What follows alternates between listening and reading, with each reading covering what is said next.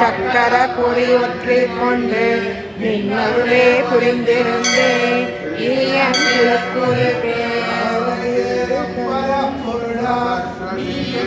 கை கொண்டவன் இரவி என்னும் கடலும் பற்றி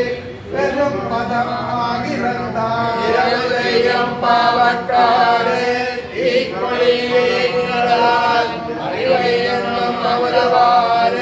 தலை பற்றி வாய் கொண்டதே என் குலதெய்வமே என்னுடைய நாயகனே நின்னுலனே பெற்ற நன்மை இவ்வுலகில் நான் பெறுவான் போலே நமக்கும் நாட்டில் உள்ள